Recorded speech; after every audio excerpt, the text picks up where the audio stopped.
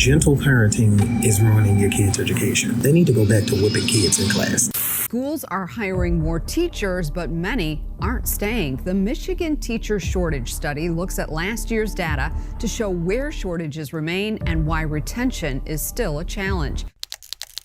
Right now, according to a 2025 analysis of last year's school data, roughly 1 in 8 teaching positions nationwide was either empty or staffed by someone not fully certified for the role. And experts expect that number to get worse this year, 2026, not better. That's not a small problem.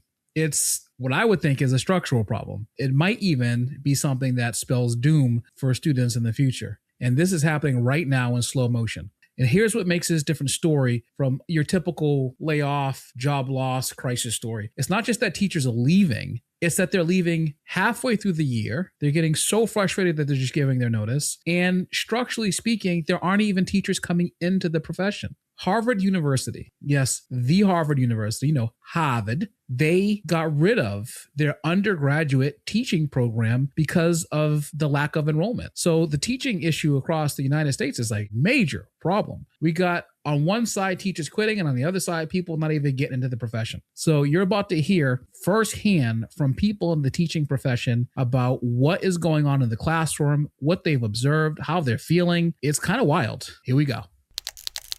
I'm just feeling really bad, and I feel bad, and I feel guilty because I was so excited to start my first year of teaching. But I feel so bad that I'm not even halfway through it, and I quit on the students. Like, I genuinely created bonds with over half of my students. Like, they will always tell me I was their favorite teacher. Wow. And I feel bad because I'm quitting on them, and I don't want them to feel like they're not important because somebody else quit on them. I don't want them to feel like they're not loved. I just don't want them to feel nothing at all.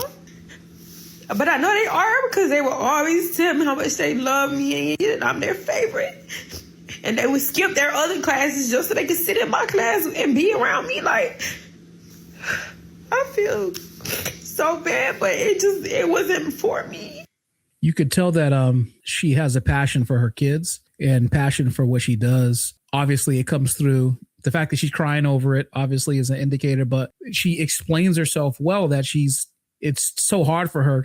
Obviously she's burnt out. And the fact that she feels bad is, that's another sign. But in public schools, there's always a mixed bag of kids that come from different households, different types of households, different parenting structures, different parenting makeups. I think at the end of the day that you don't want to feel like you're giving up on kids because kids are just being kids usually, and kids just need guidance, right? They are clay. They are mounds of clay that need to be formed into whatever it is that is going to be beneficial for them for the future, but they need structure and guidance. And, when you feel burnt out yourself and you're not able to provide that, of course, it gets intense. I used to be a high school teacher. Here's the single biggest reason why I decided that I couldn't be a teacher anymore. There is no accountability in schools. There's no accountability for students. There's no accountability for teachers. And there's no accountability for parents. Students can pretty much do whatever they want. They got the freedom to be late to class every single day. They can roam around the hallways every single day and not go to class.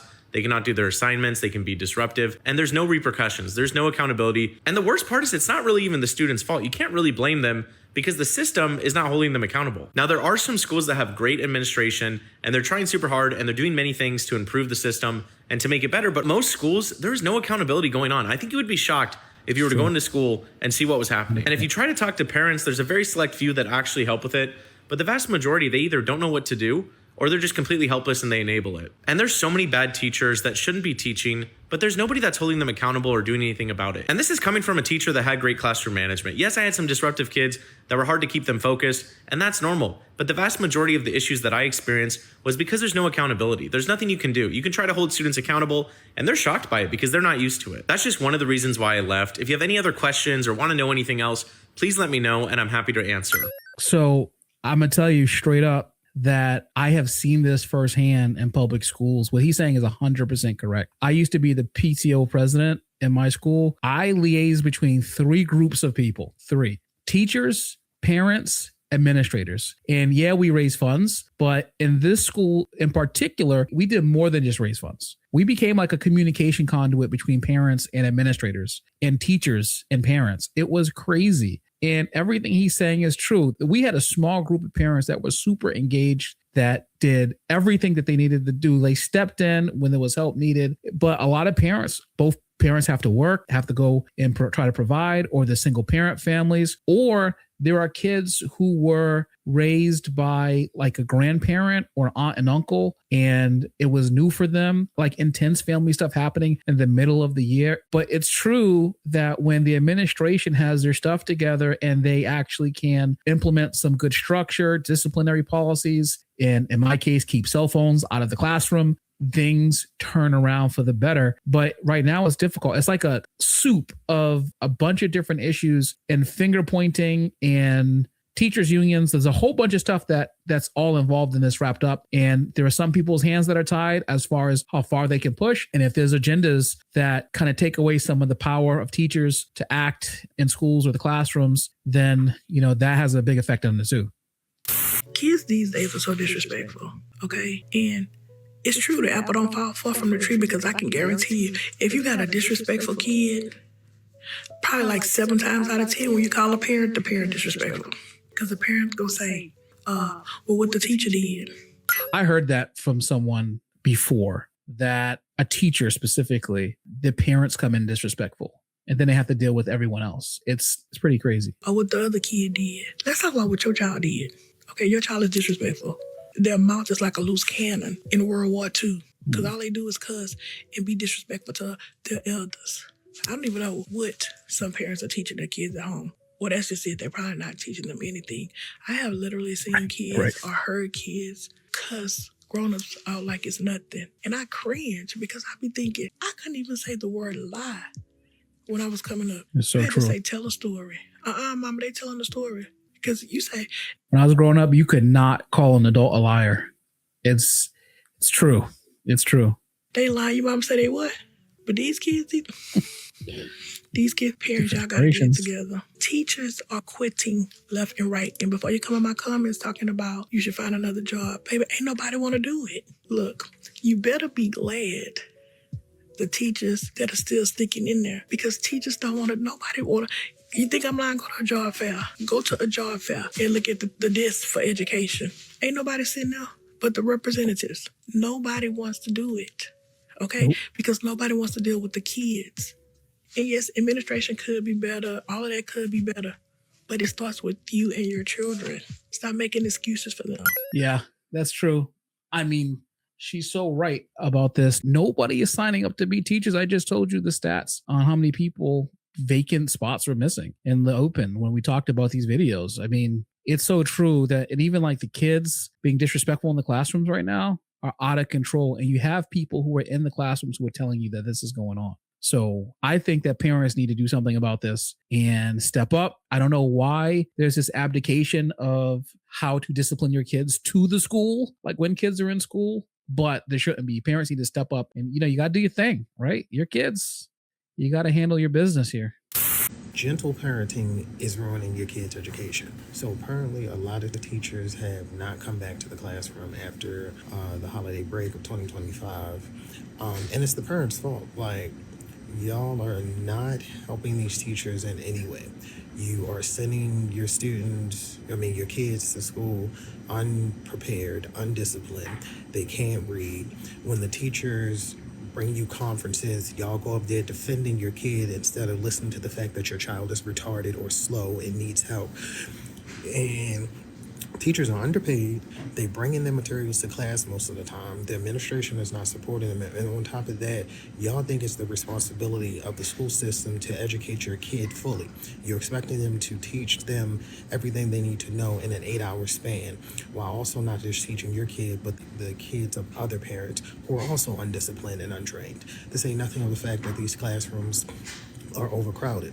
Parents need to take responsibility for what they're not doing with their children. Like, the reason that I can articulate myself or well-read is every week, starting in like first and second grade, when I came home with my words, my mother would start testing me on those words, giving me a spelling test. So by Friday, I was ready. She made sure I had books in the house. She made sure I was prepared. And y'all are not, our grandparents. You are not our parents.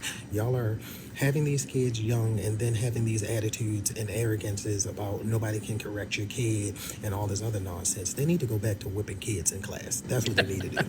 I don't know if that's going to happen, but I mean, he has a point, right? The point is that there has to be some effort at home. Look, it's hard when you work a lot.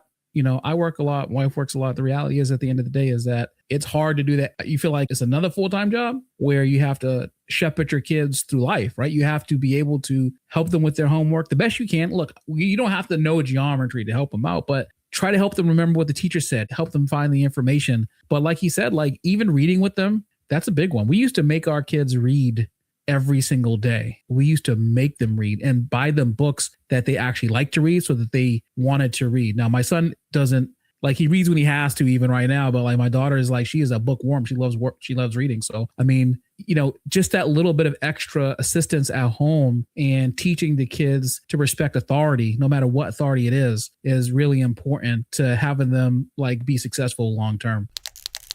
So let me bring this all home. We have teachers crying. We have heard from the educators in some of those clips that we watched together what it is like to walk into the classroom every single morning, managing broken systems inside the school, having to deal with disrespectful kids, having to deal with disrespectful parents. I mean, the whole ecosystem is like completely busted. If you're a teacher, you probably have felt this before. I used to be on the PTA at my kid's school, and I can tell you that there are many, many parents who are just disengaged entirely from the process. They almost treat their kids' education or school like babysitting. Here's what I keep coming back to. This is not a teacher problem. This might be more of a societal problem more than anything else. You know, we've made teaching this ultimate do it for the love of the job. But here's the problem. A lot of people did do teaching for the love of the job, and they stayed because they cared about the kids. But love don't pay the rent.